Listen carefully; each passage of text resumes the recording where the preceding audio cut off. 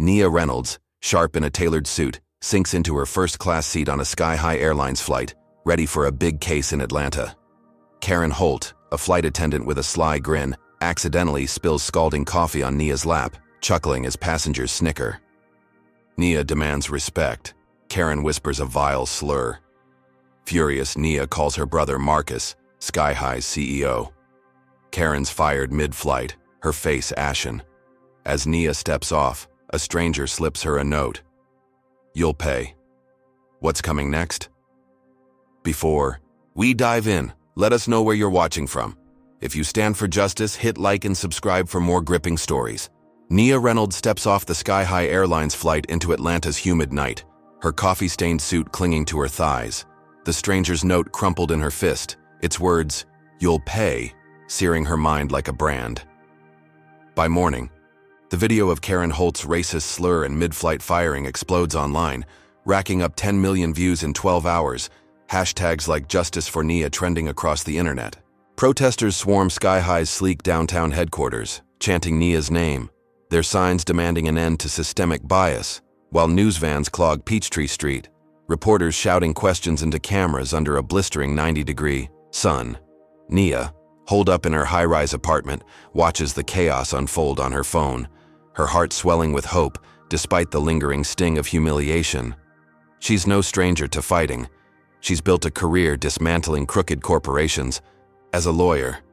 But this feels bigger, like a spark igniting a wildfire. Her phone buzzes with texts from colleagues urging her to sue Sky-High, to turn her pain into a landmark case exposing the airline's history of turning a blind eye to racist staff.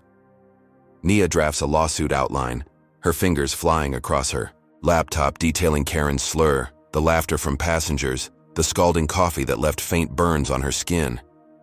She imagines standing in court, her voice steady, forcing Sky-High to reckon with its failures. But as she works, a notification pings. An anonymous account has posted her home address online, paired with a photo of her from the flight, captioned, "Teach this troublemaker a lesson." Her stomach twists.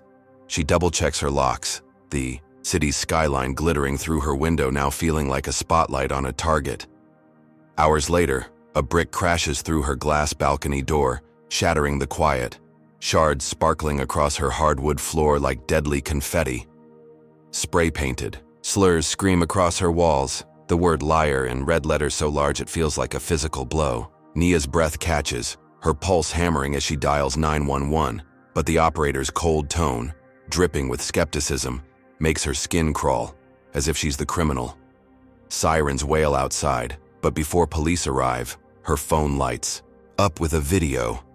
Karen Holt, tearful on a far-right streaming platform, claiming she's the victim, fired for an honest mistake.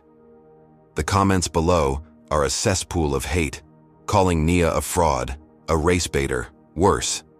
Nia's blood boils. Karen's not just a rogue bigot. She's a calculated player, now a martyr for a growing mob. Footsteps thud outside her door, heavy and deliberate.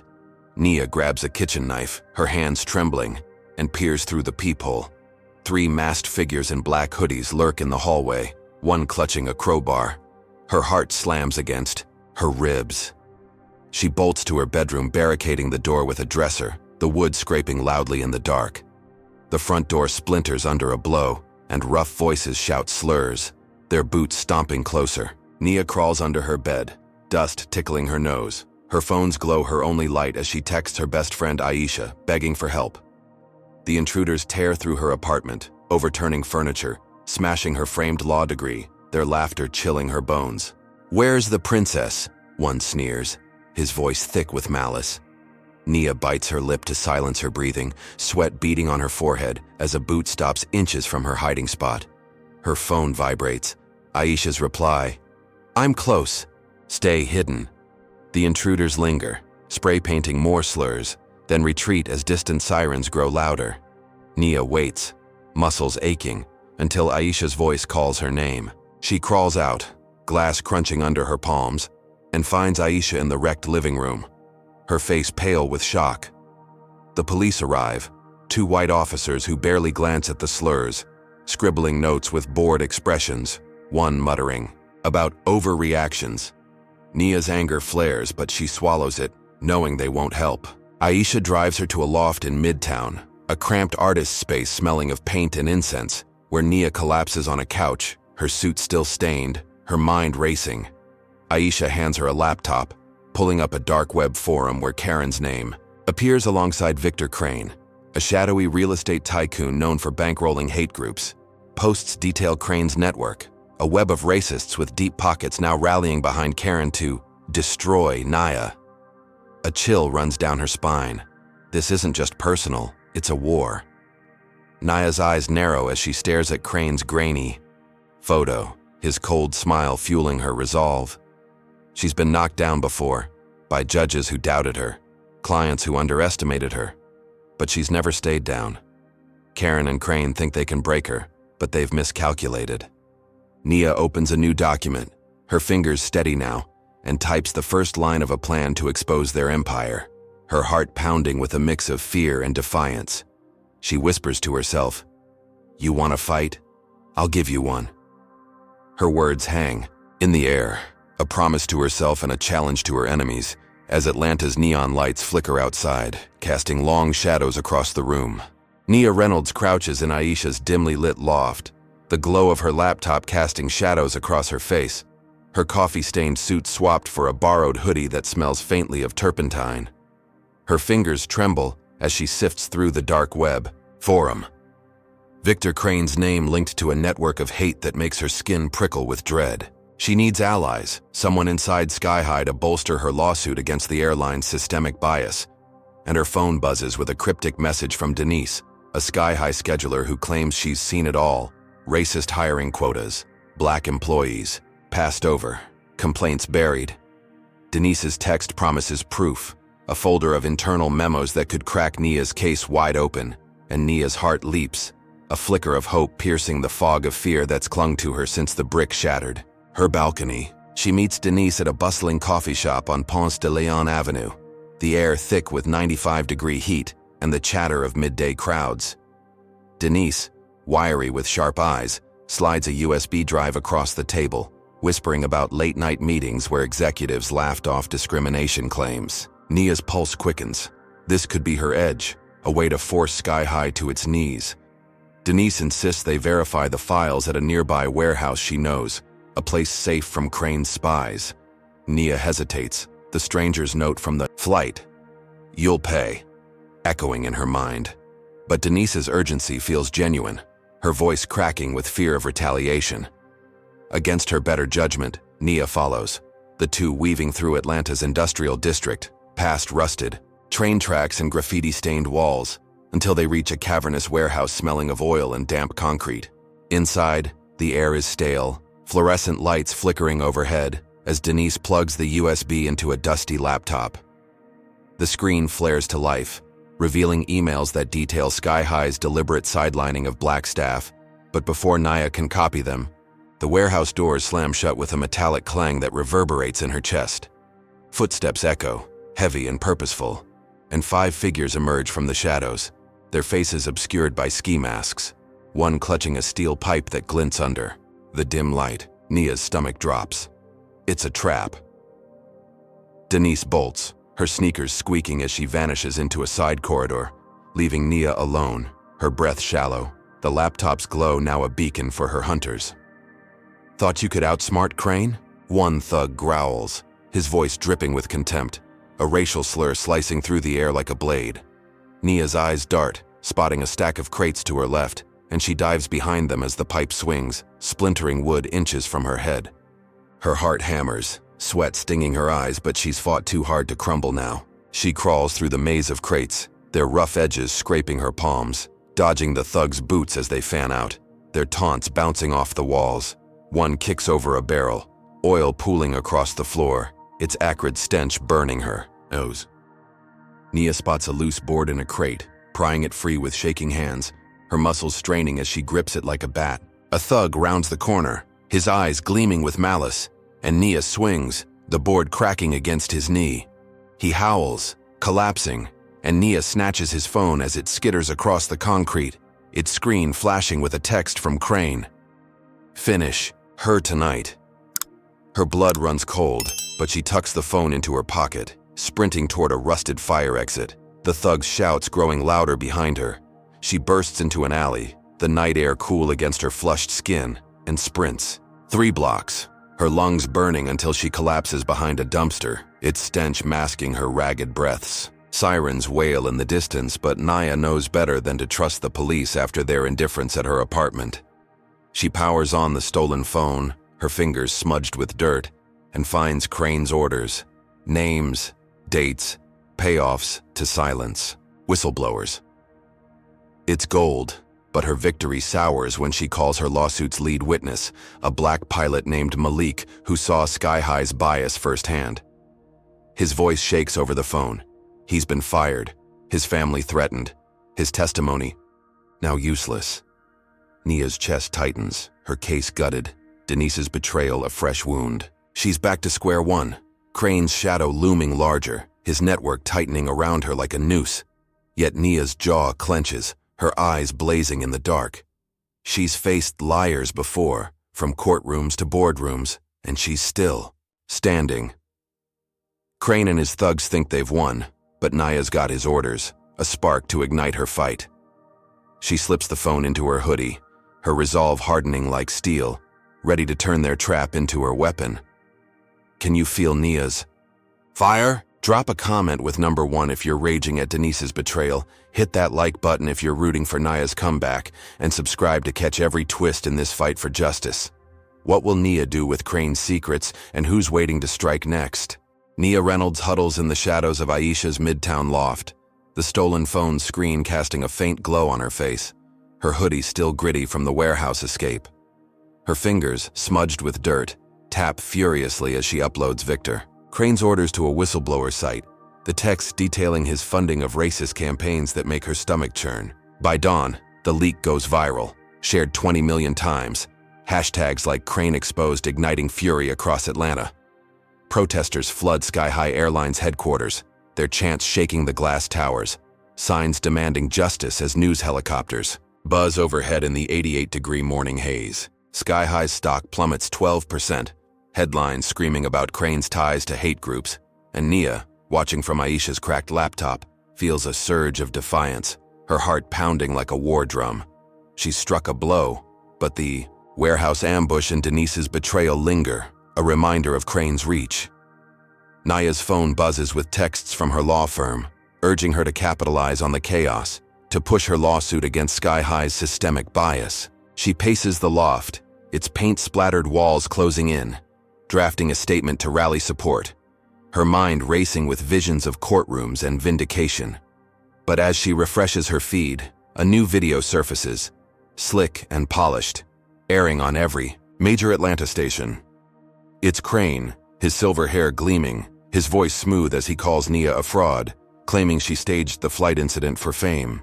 Doctored footage shows her laughing with Karen Holt, the coffee spill edited to look accidental, and social media erupts with hate, branding Nia a liar, a race baiter, her inbox flooding with slurs and death threats. Her breath catches, the room spinning as she scrolls through comments calling her a disgrace to her profession. Her law firm calls, their tone icy. She's suspended, effective immediately, her office sealed, her career dangling by a thread. Nia's chest tightens, her hands shaking as she clutches the phone. Crane's smug face burned into her mind. She steps onto the loft's tiny balcony, the city's skyline a blur through tears, when Aisha bursts in, her voice frantic.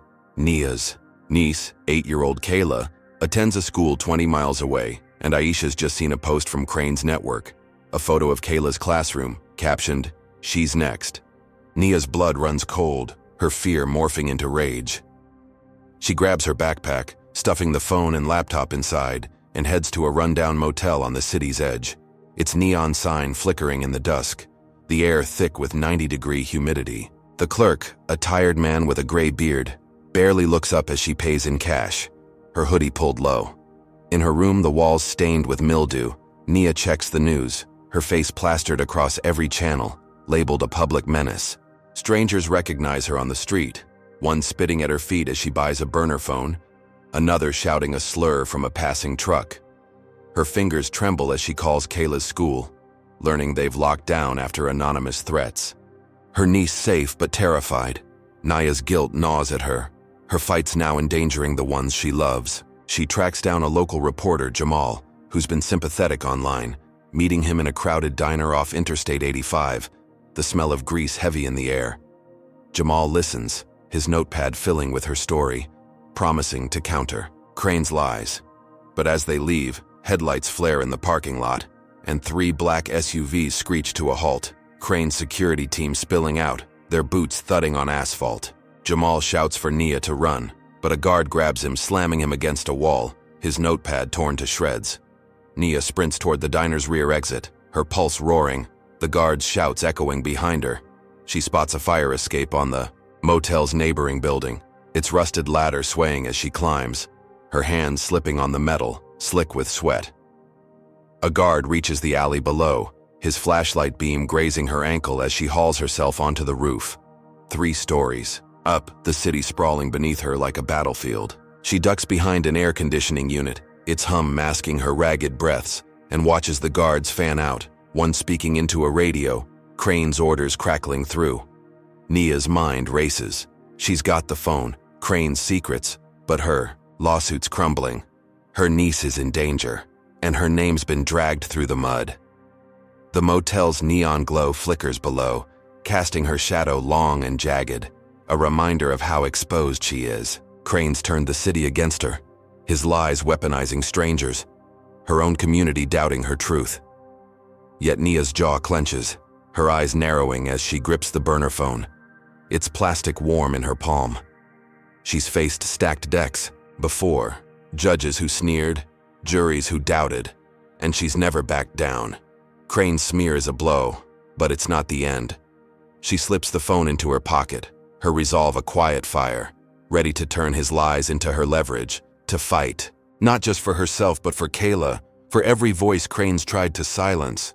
Nia Reynolds crouches on the motel roof, the Atlanta skyline a jagged silhouette against the 90-degree night. Her burner phone clutched tight, its screen still glowing with Victor Crane's damning orders from the warehouse ambush. Her lungs burn from the fire escape climb, her hoodie damp with sweat, but the public's rage against Crane, fueled by her leak, sparks a fire in her chest. 24 hours later, her evidence hits the governor's desk, and Crane's arrested for fraud, his mugshot plastered across every news channel, his silver hair disheveled, his smirk gone. Atlanta erupts in celebration, protesters flooding Centennial Park, their cheers echoing through the city's concrete canyons, signs hailing Nia as a hero. Her brother, Marcus, Sky High Airline CEO, calls from his corner office, his voice thick with pride, reinstating her lawsuit against the airline's systemic bias, promising legal firepower to back her.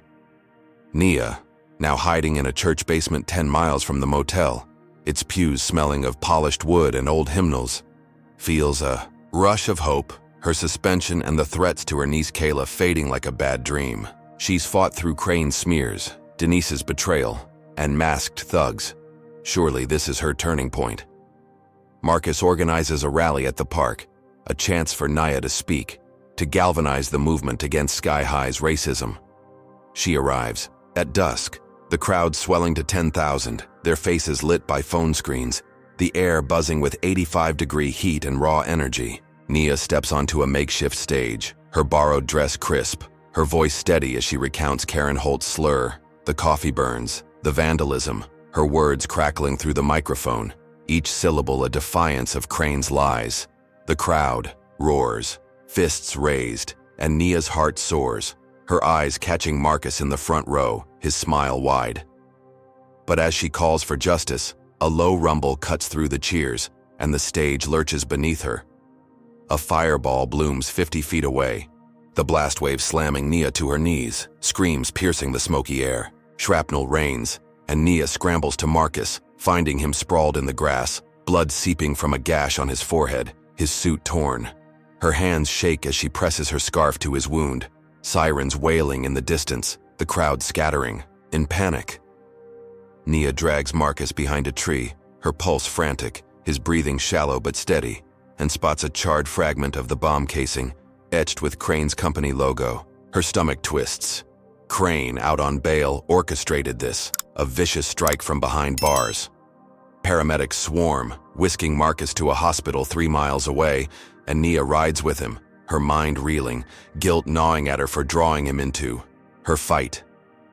At the hospital, its fluorescent halls reeking of antiseptic, she learns Marcus will survive, but her relief shatters when her phone buzzes with an alert. Her bank accounts are frozen, her savings drained, her cards maxed out by a hack traced to Crane's network. Penniless, her law firm still barring her, Nia slumps in a plastic chair, her dress smudged with ash, Kayla's frightened voice echoing in her mind from their last call. She slips back to the church basement, its damp walls pressing in, and uses a borrowed laptop to dig into Crane's next move, her fingers trembling with rage. A hidden file on the stolen phone, missed in the chaos, reveals Crane's deadliest plan yet. Sabotaging Sky High's fleet, rigging fuel lines to crash planes, endangering 30,000 passengers a day. The file lists dates, mechanics, payoffs.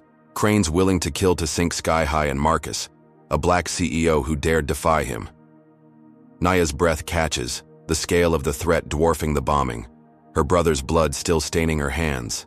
The church's stained glass windows glow faintly, casting red and blue light across her face, a reminder of the faith she's clung to through Crane's onslaught. She's lost her home, her job, her safety, and nearly her brother. But Crane's miscalculated her strength. The rally was her stage, the bombing his counterpunch, yet Nia's still standing. The stolen phone her weapon, its secrets a lifeline to stop Crane's massacre. Her eyes narrow, her jaw tight as she memorizes the sabotage plan, each name and date searing into her mind. She's not just fighting for herself anymore. Kayla's future, Marcus's life, and thousands of strangers depend on her next move. Nia tucks the phone into her pocket, her resolve a blazing ember, ready to turn Crane's own plan against him, to claw her way back from this latest blow, her heart pounding with a vow to end his reign of terror. Nia Reynolds slumps in the church basement, the stolen phone's glow illuminating her face, its file detailing Victor Crane's plan to sabotage Sky High Airline's fleet, rigging fuel lines to crash planes, endangering 30,000 lives, daily, burning into her mind like a fever. The bombing at the rally, Marcus's blood on her hands and her drained bank accounts weigh heavy. But Nia's resolve hardens, her fingers tracing the phone's cracked screen. Atlanta's 90-degree, night presses through the basement's cracked windows, the air thick with the scent of wax and old prayer books. She needs help, someone who can crack Crane's encrypted files, and a tip from Aisha leads her to Jamal, a hacker who's dodged Crane's goons before. Nia meets him at a dive bar 5 miles from the church, its jukebox blaring blues, the air smoky despite the 80-degree breeze. Jamal, lean with a scar above his brow, slides into the booth, his laptop humming as he decrypts the sabotage file, revealing names of bribed mechanics and hangar locations. His eyes widen at the scale. Crane's targeting Sky High to ruin Marcus, a black CEO who dared challenge him. Nia's heart races. This proof could stop Crane cold. Jamal agrees to help infiltrate a Sky High hangar 20 miles north, where tampered planes are stored, to gather physical evidence. They drive through the city's fringes, past neon-lit strip malls, to a sprawling airfield under a moonless sky, its chain-link fence glinting in the dark. Nia's borrowed sneakers crunch on gravel as they slip through a cut in the fence, her pulse spiking, the memory of the warehouse ambush sharp in her mind.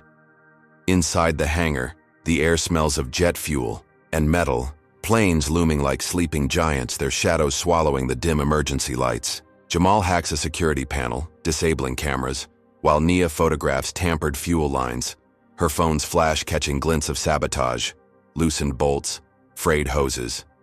But a low hum grows louder, boots on concrete, voices sharp with menace. Crane's mercenaries, 6 shadows in tactical gear, burst through a side door, their rifles raised, one snarling a racial slur that cuts Nia like glass. "Crane said you'd crawl back," he spits, his flashlight beam pinning her. Nia dives behind a crate, Jamal scrambling after, as bullets spark against metal, the hangar echoing with gunfire. A mercenary tosses a canister, and flames erupt, licking the walls, the heat searing Nia's skin as jet fuel ignites, a wall of fire cutting off their exit. Her lungs burn, smoke stinging her eyes, but she spots a maintenance ladder 10 feet away, leading to a catwalk above. She grabs Jamal's arm, sprinting through a gap in the flames, her clothes singed. The mercenaries' shouts drowned by the fire's roar. They climb, the ladder shaking under their weight, and reach the catwalk, 30 feet up, the inferno below casting hellish light. A mercenary scales after them, his knife gleaming, but Nia kicks a loose bolt, striking his hand, sending him crashing into the blaze. She and Jamal crawl through a vent, its metal scorching, emerging in a field behind the hangar, the night air cool against their soot-streaked faces. They sprint 2 miles to a gas station, collapsing behind a dumpster, its stench masking their gasps. Nia's phone, miraculously intact, holds the photos, but her relief shatters when a news alert flashes. Jamal's face, labeled a terrorist, accused of starting the hangar fire. Cranes framed him, a citywide manhunt now hunting them both, posters plastered across Atlanta's bus stops. Nia's chest tightens, guilt flooding her.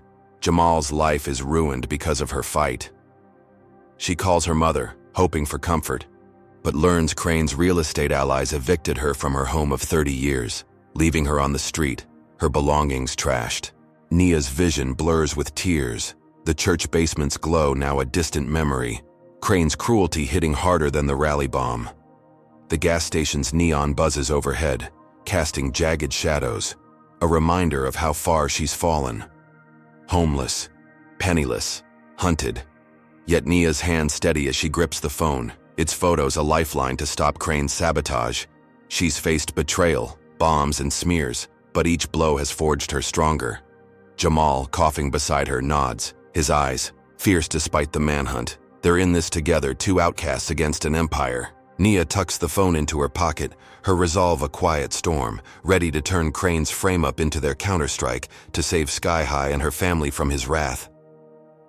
Can you feel the heat of Nia's fight? Drop a comment with number 1 if you're furious at Crane's frame-up, hit like if you believe in Nia and Jamal's alliance, and subscribe to see their next move against this racist empire. With the city hunting them and Nia's mother homeless, what desperate step will she take to expose Crane's sabotage? Nia Reynolds crouches behind the gas station dumpster, the neon glow flickering across her soot-streaked face. Her stolen phone clutched tight, its photos of Sky High's sabotaged fuel lines a ticking bomb against Victor Crane's empire. Jamal, panting beside her, his hacker's laptop balanced on his knees, hacks into Atlanta's largest news network, their fingers racing against the citywide manhunt branding them terrorists. Nia's heart pounds, her mother's eviction, and Marcus's hospital bed fueling her desperation. The 90-degree night air thick with gasoline fumes and fear. They upload the hangar photos and Crane's sabotage plan, hijacking a live broadcast at 8 o'clock, the anchor's voice cutting off as Nia's evidence floods screens across 30,000 homes. The footage shows loosened bolts, frayed hoses, Crane's orders to crash planes, and Nia's voiceover, raw and fierce, exposes his plan to kill thousands to ruin a black CEO. Atlanta explodes, riots spilling through downtown, cars burning on Peachtree Street, protesters smashing Sky High, billboards, their fury shaking the city's core. News helicopters capture the chaos, 80-degree winds fanning flames, while Crane's allies in City Hall scramble, their loyalty wavering as stocks plummet 15%. Nia and Jamal slip into a storm drain, its dank walls dripping, their sneakers splashing through ankle-deep water, evading police drones buzzing overhead. Nia's burner phone vibrates, a live stream link from an unknown number, and her blood runs cold as the screen shows her niece Kayla, 8 years old, locked in a metal cage, her braids swinging as she sobs. Crane's voice, cold and taunting, crackles through. Surrender or she's gone. The feed shows a derelict factory 10 miles east, its address flashed deliberately, a trap Nia can't ignore. Her chest tightens, guilt and rage colliding. Kayla's paying for her fight, just like Marcus, her mother Jamal. She and Jamal race through the city's underbelly, emerging near the factory, its rusted smokestacks looming against a starless sky, the air heavy with 95-degree humidity and the stench of decayed rubber. They slip inside, the floor littered with broken glass, machinery groaning like a dying beast. Shadows move in the rafters, Crane's guards patrolling, their radios crackling with slurs, one muttering about teaching her kind a lesson. Nia's stomach churns, but she spots Kayla's cage in the factory's heart, 30 feet away, guarded by 3 men with rifles. Jamal creates a distraction, rigging a generator to spark, its pop drawing 2 guards away. Nia sprints, her lungs burning, and reaches Kayla, her small hands gripping the bars, eyes wide with terror. Nia picks the lock with a bent wire, her fingers trembling, whispering, "You're safe, baby," as Kayla clings to her. But a guard spots them, his shout echoing, and Nia scoops Kayla up, bolting for a side exit, Jamal covering their rear. Bullets ping off metal pipes, sparks flying as the guards close in, their boots pounding. Nia ducks behind a rusted conveyor belt, Kayla's sobs muffled against her chest, and spots a control panel 20 feet away, its wires exposed. She hands Kayla to Jamal, who sprints for the exit and crawls to the panel, her hands shaking as she rips out a sparking cable. A low hum grows, and the factory shakes, Crane's trap springing. Explosives rigged in the walls detonate, concrete crumbling, flames roaring up 50 feet. Nia dives, shielding Kayla and Jamal behind a steel drum, debris raining, her skin stinging from the blast's heat. The ceiling buckles, beams crashing, and Nia drags them through a collapsing corridor, her arm grazed by a falling pipe, blood seeping through her sleeve. They burst into the night, the factory a blazing ruin behind them, its smoke blotting out the stars. Nia holds Kayla tight, her niece's tears soaking her shirt, Jamal coughing beside them, their evidence now public, but their lives still hunted. Police sirens wail, drawn by the explosion, and Nia knows Crane's frame-up paints them as the culprits. The broadcast was a victory, shaking Crane's empire, but his kidnapping of Kayla, a black child, was a gut punch, a racist strike to break her spirit. Her mother's eviction, Marcus's injury, and Jamal's manhunt pile on, each blow heavier than the last. Yet Nia's eyes blaze in the firelight, her jaw set as she checks the phone, its battery at 1% but still holding the sabotage. Proof. She's faced Crane's bombs, traps, and lies, each one forging her tougher, her heart a furnace of defiance. The factory's flames cast long shadows, a reminder of Crane's reach. But Nia's not done.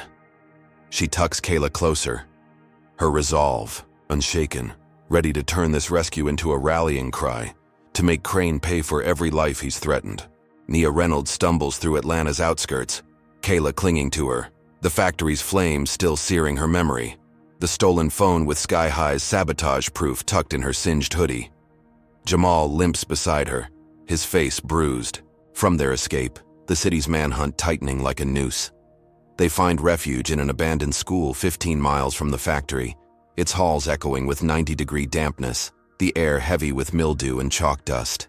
Broken desks litter the classrooms, graffiti scrawled across cracked chalkboards, a faded mural of smiling kids mocking their desperation.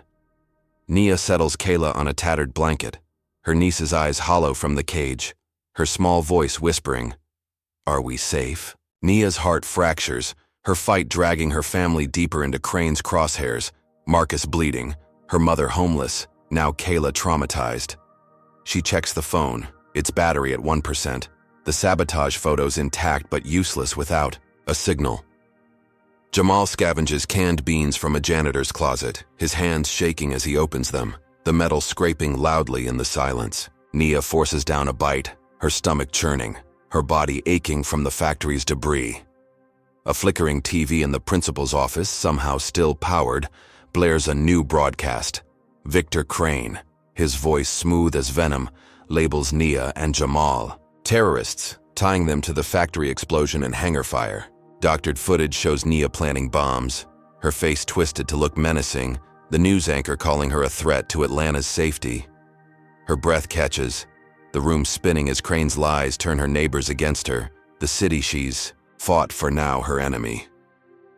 By morning, a mob gathers outside, 30 locals wielding bats and crowbars, their shouts laced with slurs, accusing Nia of betraying their community.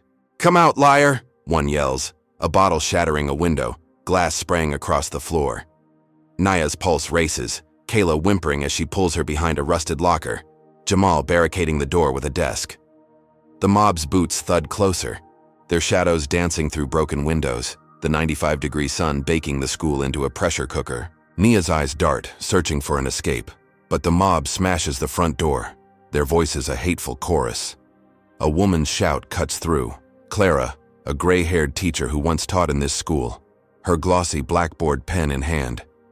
"You don't belong here," she cries, her voice fierce, a racial slur stinging Nia's ears. Clara shoves through the mob, her presence parting them like a blade, and slips inside, her eyes fierce with empathy. She hides Nia, Kayla, and Jamal in a hidden storage room, its walls lined with dusty textbooks, the air thick with 80-degree staleness. Clara's hands steady Kayla, her voice soft, promising safety. But Nia's hope fades as a low buzz grows. Outside, Crane's drones, their cameras glinting, spotting their heat signatures. The mob scatters, but the drones lock on, their red lasers slicing through the windows, one hovering 10 feet away, its hum chilling Nia's spine. She grabs Kayla and Jamal, sprinting through a rear exit, the school's overgrown field stretching, into a storm-soaked night, thunder rumbling 20 miles off. Rain pelts her face, mud sucking at her sneakers as drones pursue, their beams grazing her shoulder, the city's skyline a faint glow through the downpour.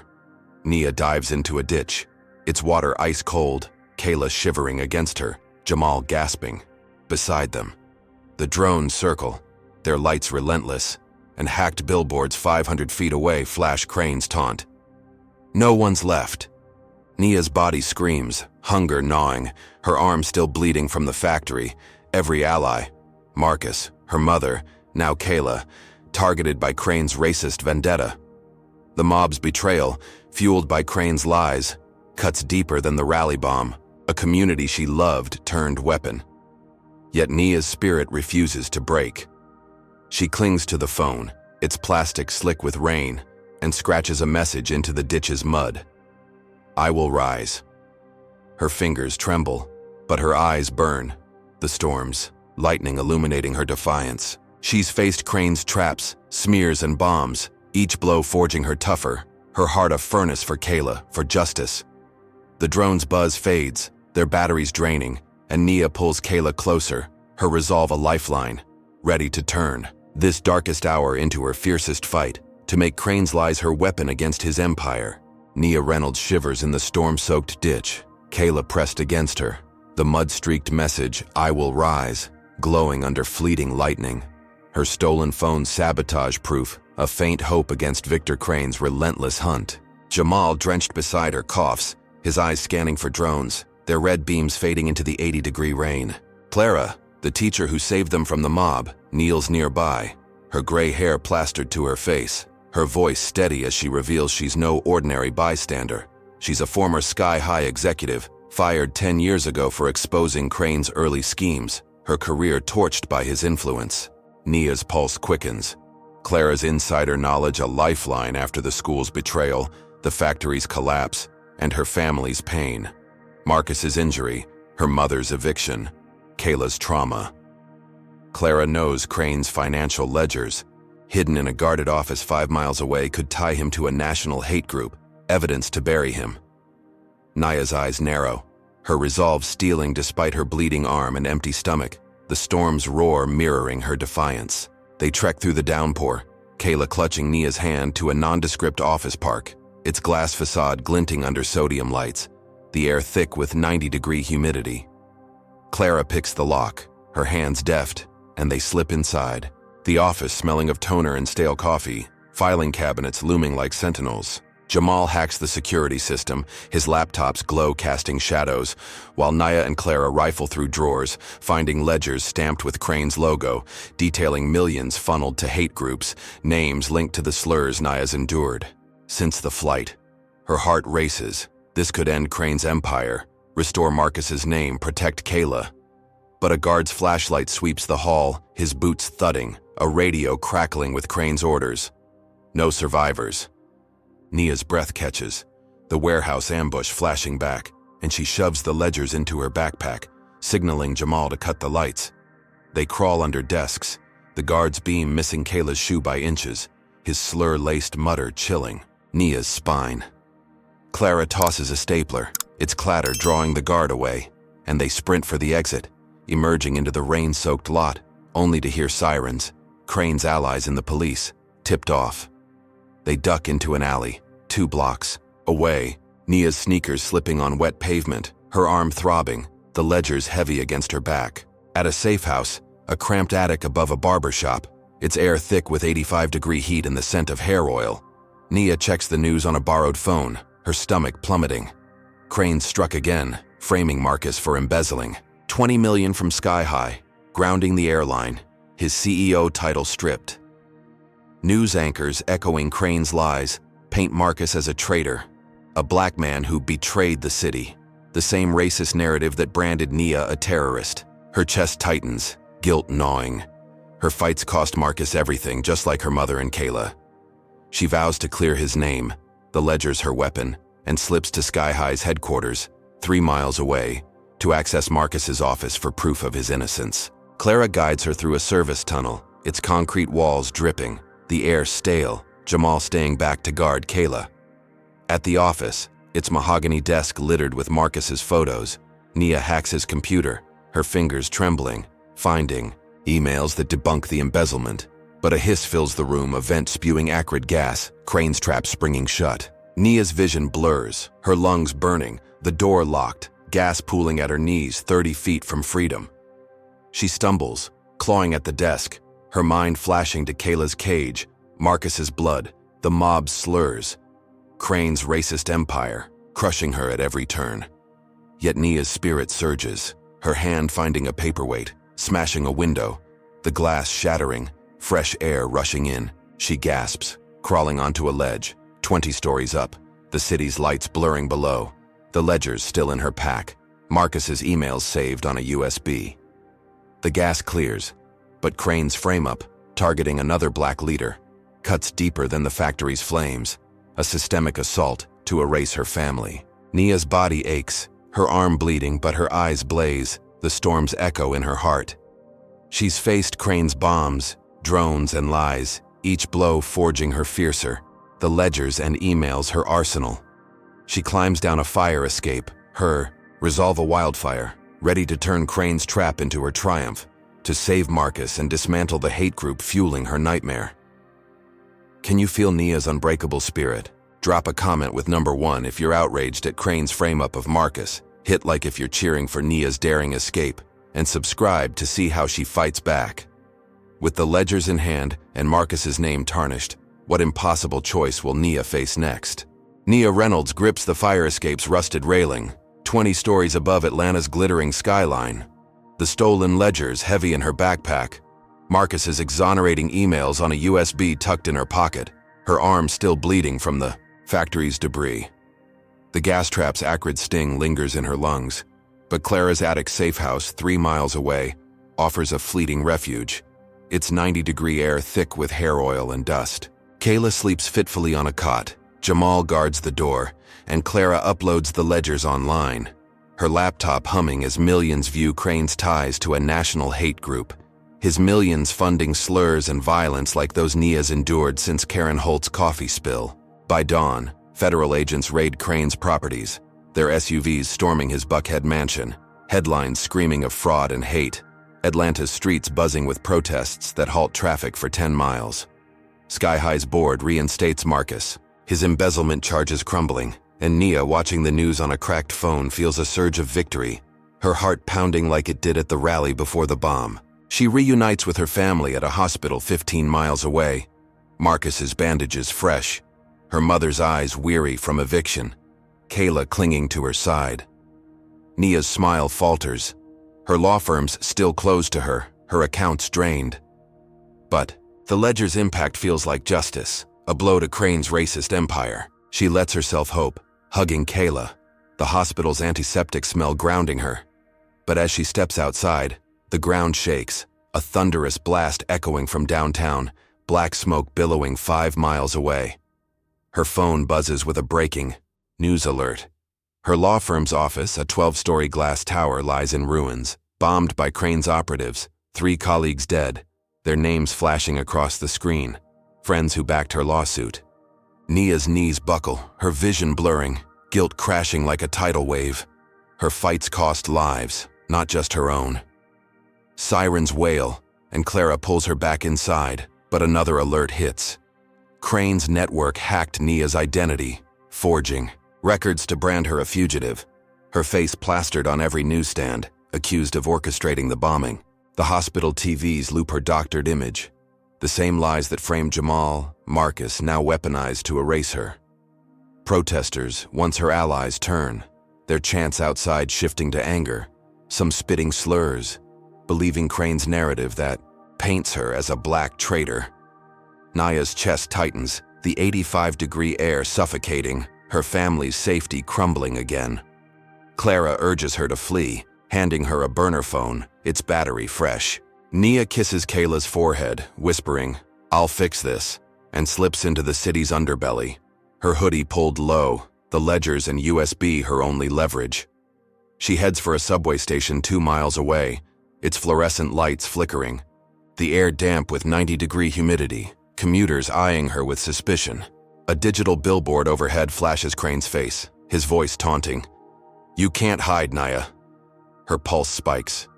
She's a ghost in her own city, hunted by lies rooted in the same racism that scalded her on that flight. She boards a train, its brakes screeching, but plainclothes agents, Crane's hired muscle, spot her, their hands on concealed guns, one muttering a slur under his breath. Nia bolts at the next stop, weaving through a crowded platform, her sneakers slipping on spilled soda, the agent's shouts echoing behind. She ducks into a maintenance tunnel, its walls slick with grime, the air thick with 80-degree staleness, their flashlights grazing her shadow. The tunnel narrows, pipes hissing steam, and Nia climbs a ladder, her hands burning on hot metal, emerging in an alley 10 blocks away. She collapses behind a trash bin, its stench overwhelming, her body screaming from hunger, her arms wound, festering. Every screen, phones, billboards, TVs, blares her face, Crane's hack turning Atlanta into a cage, his racist lies stripping her identity, her allies, her hope. The bombing's toll, her colleagues' deaths, cuts deeper than the factory's flames, a strike at her professional heart, orchestrated to break her. Her mother's eviction, Marcus's frame-up, Kayla's cage, now this. Crane's attacks grow crueler, each rooted in the hate that started with a coffee spill. Yet Nia's fingers tighten around the USB. Marcus's emails a flicker of proof, the ledger's still online, sparking outrage. She's faced Crane's bombs, traps, and smears, each blow forging her fiercer, her spirit a blade honed by loss.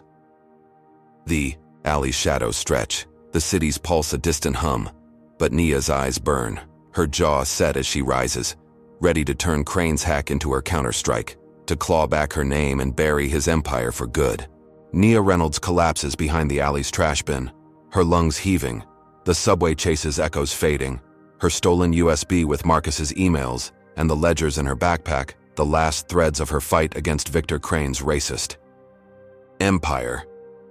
Atlanta's 90-degree night wraps around her, the air thick with diesel and despair, her festering arm wound throbbing, the bombed law firm's ashes, her colleagues' deaths, burning in her heart. Crane's hack has made her a fugitive, her face on every screen, but a tip from Clara traces Crane to a private airstrip 15 miles north, where he's fleeing to escape federal raids. Nia's resolve surges, her eyes blazing despite hunger and pain. She's faced his bombs, traps, and lies, and now she'll end him. She hitches a ride with a sympathetic trucker, the highway's hum lulling her for 20 minutes, her hoodie masking her face as she reaches the airstrip. Its tarmac eye, glinting under floodlights, a sleek jet idling, its engines a low roar. Crane's silhouette moves inside, his silver hair catching the light, and Nia's pulse spikes. The memory of Kayla's cage, Marcus's blood, her mother's eviction fueling her. She slips past a distracted guard, his radio crackling with slurs, and climbs through a maintenance hatch. Her hands slick with sweat, the jet's interior smelling of leather and whiskey, 80-degree air heavy with tension. Crane sits at a table barking orders into a phone, unaware as Nia hides behind a curtain, her burner phone recording, its red light steady. He brags about rigging Sky High's sabotage, bombing the law firm, framing Marcus, his voice dripping, with racist venom, admitting the hate group's backing, every word a nail in his coffin. Nia's heart races. She's got him. His confession a weapon to clear her name, save Sky High, avenge her colleagues. She starts live streaming, the feed hitting 10 million viewers in 60 seconds, hashtags like Crane confesses exploding online. But a guard spots her reflection, his shout shattering the quiet, and Crane's eyes lock on her, his face twisting with rage. "You?" he snarls, a slur slashing the air as 4 guards storm the cabin, their fists and batons swinging.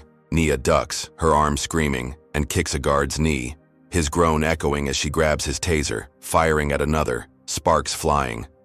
Crane lunges, his hands clawing for her phone, but Nia slams a tray into his jaw, blood trickling down his chin.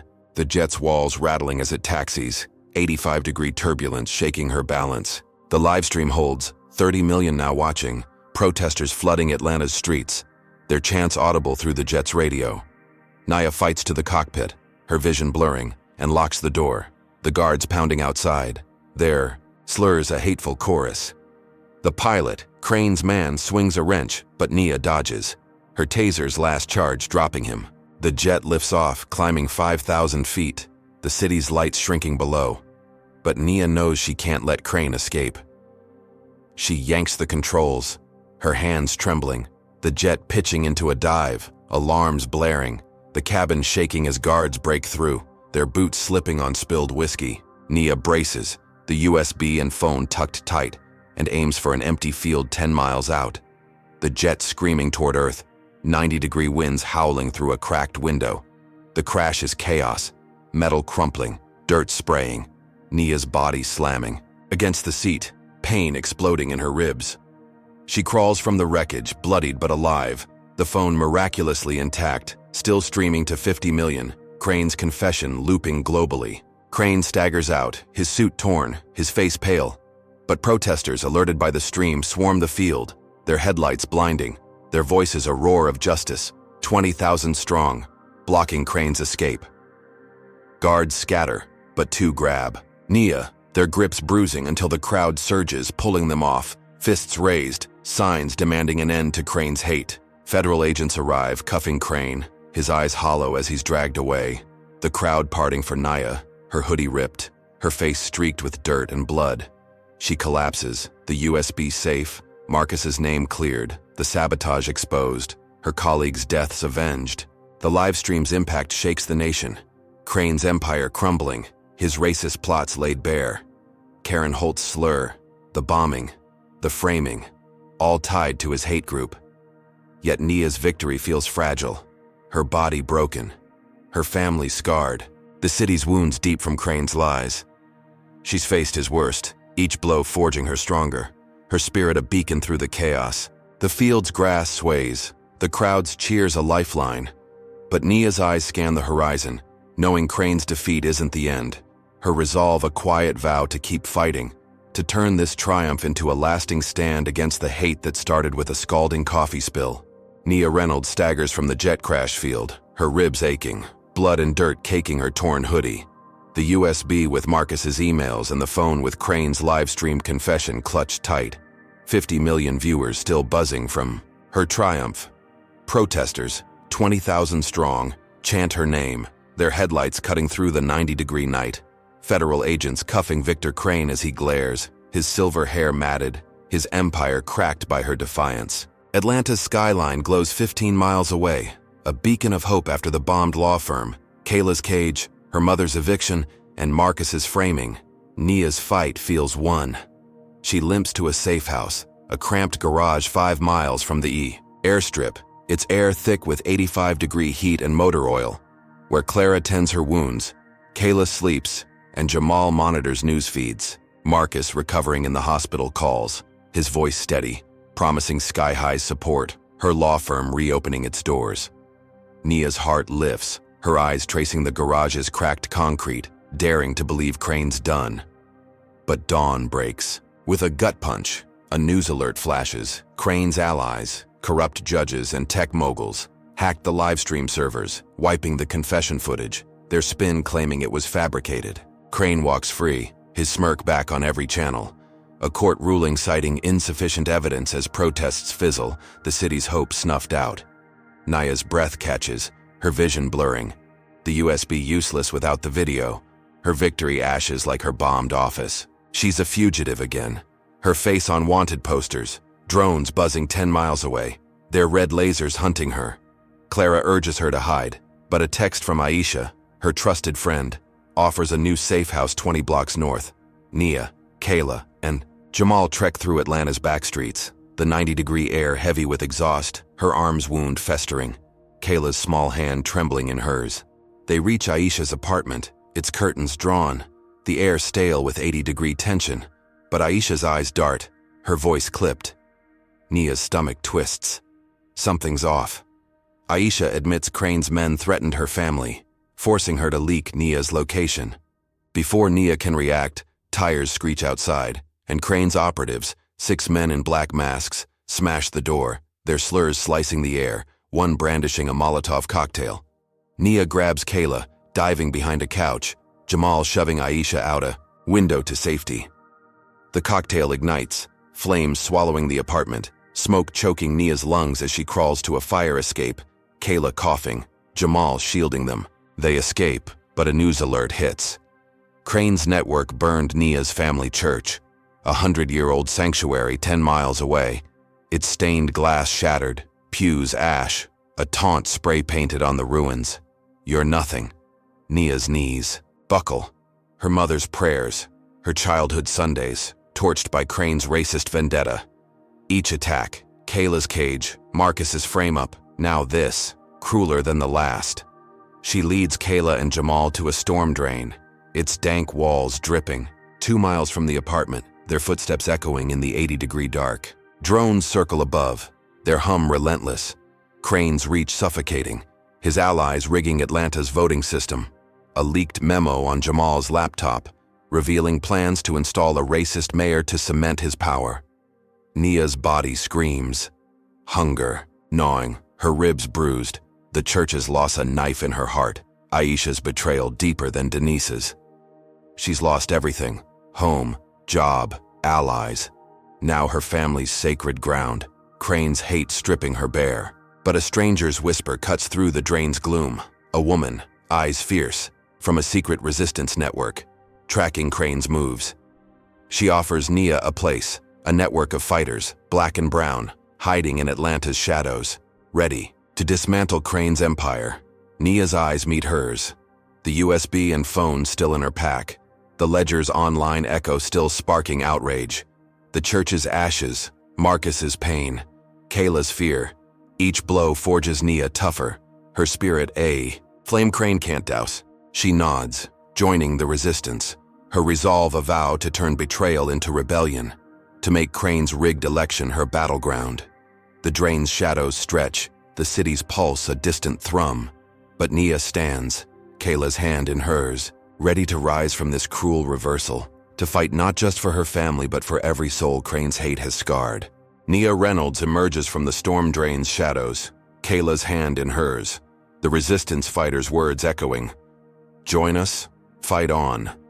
Her stolen USB and phone, holding Marcus's emails and sabotage proof, a faint pulse against Victor Crane's racist empire. The burned church's ashes, Aisha's betrayal, and the rigged election memo weigh like lead. But Nia's spirit blazes, forged by 12 battles, from Karen Holt's scalding coffee to Crane's bombs and lies. Atlanta's 90-degree dawn hums with tension, the city's pulse quickening as Nia rallies the resistance, a network of 50 black and brown fighters hiding in 10 safe houses, their eyes fierce with shared pain. They plan a march, 100,000 strong, to expose Crane's vote rigging, to stop a racist mayor from stealing the city's soul. Nia leads, her hoodie swapped for a crisp jacket, Kayla safe with Clara, Jamal hacking voting machines from a basement 5 miles away, his laptop exposing tampered ballots. The march surges through Peachtree Street, protesters' signs blazing, their chants shaking skyscrapers, 85-degree heat fueling their fire, news helicopters circling, 30 million watching live online. Nia climbs a stage at Centennial Park, her voice cracking through a megaphone, detailing Crane's election fraud, the Ledger's hate group ties, the church's ashes, her words a blade cutting through Crane's lies. She uploads the USBs, emails clearing Marcus and the sabotage photos, grounding Sky High's tampered fleet, saving 30,000 lives daily. The crowd roars, fists raised, police lines buckling as federal agents, pressured by global outrage, storm Crane's hideout. 15 miles away, cuffing him again. His silver hair wild, his smirk gone, dragged from a bunker like a rat. Atlanta's streets erupt, protesters toppling Crane's campaign billboards, their cheers a tidal wave. Sky High reinstating Marcus, the rigged mayor's bid collapsing. Naya's heart swells, her ribs still aching from the jet crash, her arms, wounds scarred but healing, the march a beacon after her family's pain. Kayla's cage, her mother's eviction, Marcus's blood. She unveils a digital archive, a website viewed by 2 billion, chronicling racism's victims. From the flight's slur to the church's ruins, each story a testament. Nia's face among them, her coffee-stained suit a symbol. The crowd weeps, their phones lighting the park like stars, the 80-degree dusk alive with hope. But as Nia steps off the stage, a resistance fighter, a quiet woman named Lena, pulls her aside, her eyes darting, her whisper chilling. She's a mole, planted to watch Crane. And he was a pawn, a front for a national hate group, 10 times larger, its leaders still free, their names hidden in encrypted files Lena's stolen. Nia's breath catches, the park's cheers fading, her victory a half step, the church's ashes a warning of deeper evil. Lena hands her a flash drive, its weight, heavy, and vanishes into the crowd, leaving Nia frozen, the city's skyline looming, its lights now menacing. Crane's cuffs feel hollow, his empire a branch of a vaster tree, the slurs, bombs, and frame-ups Nia faced.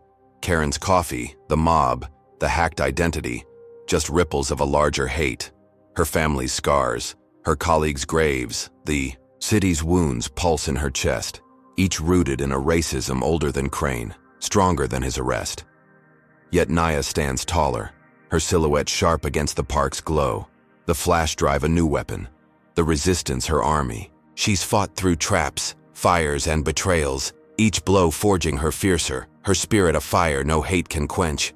The march's energy surges behind her, 100,000 voices, black, brown, and allied, ready for the next fight. Nia tucks the drive into her pocket, her jaw set, her eyes scanning the horizon where the hate group's shadow waits. She whispers to Kayla, watching from a screen, "This isn't over." Her vow a promise to her niece, her mother Marcus. Every soul Crane and his masters tried to break. The archive's views climb, 3 billion now, its stories fueling a global cry. But Lena's warning haunts Nia, the larger fight looming, her resolve a beacon against the dark. She steps forward, the crowd parting, her silhouette a symbol of defiance, ready to hunt the hate group's heart, to turn Crane's defeat into a spark for a war she's only begun. The city's pulse her heartbeat, the fight born from a scalding coffee spill, now aflame to burn down centuries of hate. The story of Nia Reynolds in flight attendant spills drink on black lawyer, not knowing she's the CEO's sister, delivers profound lessons about resilience, systemic racism, and the power of collective action. Nia's journey, sparked by a humiliating coffee spill laced with a racial slur, reveals how everyday acts of prejudice can escalate into life-shattering battles against entrenched hate. Her fight against Victor Crane's empire, through vandalism, bombings, betrayals, and a national hate group, teaches that racism is not just personal, but systemic, woven into institutions like media, law, and politics. Nia's unbreakable spirit, forged through loss, her colleagues' deaths, her family's church burned, her identity stolen, shows that resilience isn't about avoiding pain, but rising through it. Each setback, from false victories to brutal counterattacks, honed her strength, proving that courage grows in the face of injustice. The resistance network's emergence and the march's triumph highlight the power of community, where collective voices can topple even the most powerful oppressors. Yet the mole's reveal of a larger hate group underscores a chilling truth. Victories against racism are often partial, demanding relentless vigilance. Nia's digital archive, viewed by billions, teaches that storytelling can amplify silenced voices, turning personal pain into global calls for justice. This story urges us to confront racism head-on, to stand with the marginalized, and to keep fighting, no matter the odds. What's your take on Nia's fight? Comment number 1 if you're inspired to challenge injustice, hit like to honor her courage, and subscribe to join our journey for truth. Share this story to spark change. Thank you for watching, and here's to building a world where justice prevails.